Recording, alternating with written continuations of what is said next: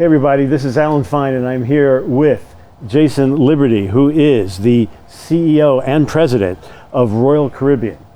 And we are going to talk about this beautiful ship we're on, the Silver Origin, and its naming ceremony that we had today, plus the future of cruising, no small topic, on Insider Travel Report.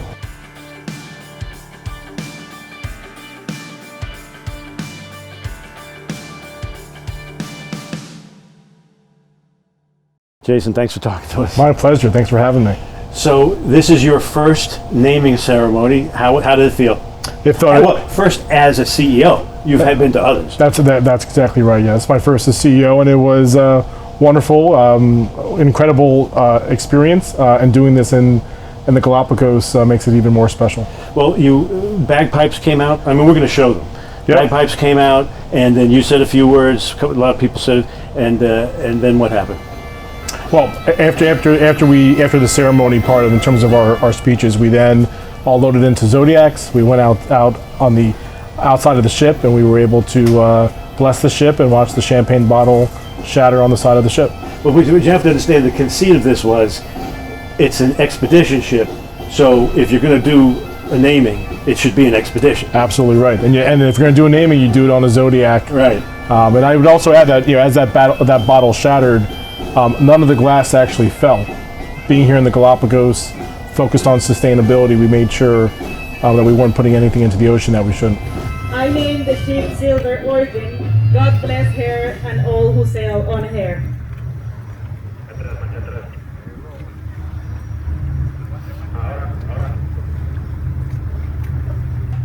So and we're showing that, so it breaks and the glass is retained. Retained, yep. But the fish enjoyed the champagne? I'm sure they did. I'm sure they did.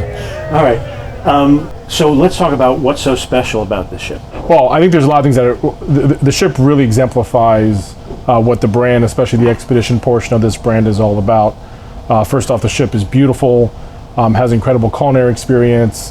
The public areas are exceptional. And then it has the platform to be able to put on expedition experiences in the location here in the Galapagos, which it was specially designed for. But you, back during COVID, when Royal Caribbean decided to acquire, is that the word? Did you foresee this? Did it feel like what you expected? For sure. So our first two investments, once we bought into Silversea, one was to enhance the experience, and so we called it Project Invictus. Right. So we increased our investment in food and service and quality. And then the second one is we purchased this ship, or to start the building of this ship, which was delivered about a year ago, or a little over a year ago. This was the first under your purview. First under that's right, exactly right. And then of course we have Silver Nova, and that fleet of ships that will be coming forward here in a little bit. Okay. So what's the bigger picture then? I mean, you've been planning from your former position as you were Chief Financial Officer for Royal Caribbean. You've been planning strategies way into the future. What's the future plan for Silversea? Yeah, well, back even 4 or 5 years ago, you saw these trends and experiences. Our customers, to the general consumer, shifting from buying stuff to buying experiences. The one white space which we were not really in was this ultra luxury and expedition space, and all the statistics around it said this was going to grow at a faster pace than other segments. And of course, you get into a make or buy decision, and we had the opportunity to buy this incredible brand that was on our radar screen for a long time. Make ships from scratch or buy an incredible. And you also have to make a brand from scratch. Right. Why? Why? The team has done an exceptional job, building this brand, building these incredible ships, really tuning this product, and so we very much wanted to be in this space, and this ship exemplifies what that's all about, and of course, very kind of tuned into the Galapagos experience. Now, speaking of that, Royal Caribbean, you expressed there was like a mission statement to it was traveling as well as possible sustainably. What was the exact phrase? Yeah. So because this fits that. Exactly right. Our main mission each and every day is to go and deliver the best vacation experiences in the world, and we want to make sure we're doing that in a responsible way. Now, the best experience is depending on the consumer or the guest. They're all looking for different things. This is a segment of those consumers that are looking for incredible expedition, adventure experiences that Silversea delivers. And so it fits under your sustainability model for Royal Caribbean. Absolutely. Let's talk about that. Absolutely. Well, so being responsible is a key priority of our organization.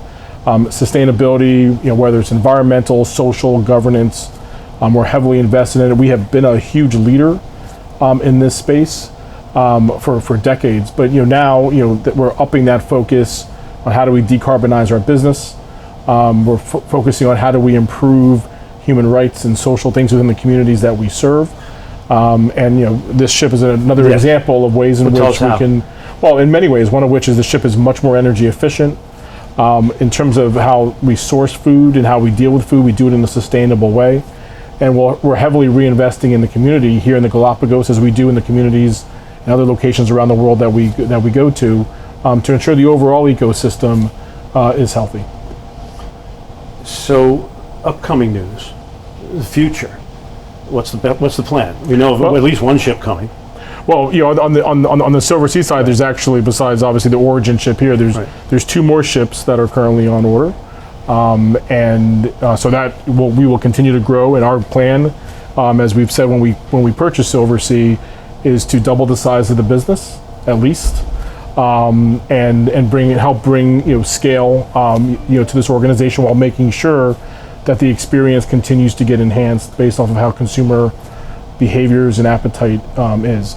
And so that's what we plan to continue to do, is to invest in this business as we're investing in our broader business as we kind of get onto the other side of COVID. Right. So, and you were ahead of the curve on that. You did a lot of research and a lot of planning. What do you see? Where's COVID? Is it really in the rearview mirror, as we sometimes say? Yeah, we've definitely turned the corner society has turned the corner on COVID. But for us in the cruise industry, and I think really for our corporation, our brands, we were very much in the front of this. We established this healthy sail panel. This healthy sail panel brought in a set of protocols, which, by the way, were a lot of protocols that we were already doing. Right. But it just kind of helped organize it. We added on a couple additional protocols. And what that has done is, we have very, very few cases, much, much less than anything you see in society. Mm-hmm. And we're testing our guests. Vaccinations are an important part of this, and we've experienced able to control this, and if you look at our guest satisfaction scores, our Net Promoter scores, they've never been higher, and that's because we're able to put on all these protocols without really touching or impacting the guest experience. Enough said on that topic. Yeah.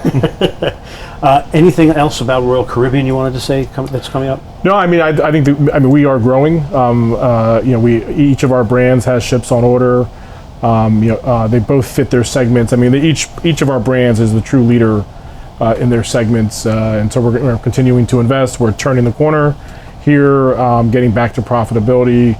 We are fortunate to be in a very strong financial position, and that will just continue to allow us to invest in our incredible brands and ships.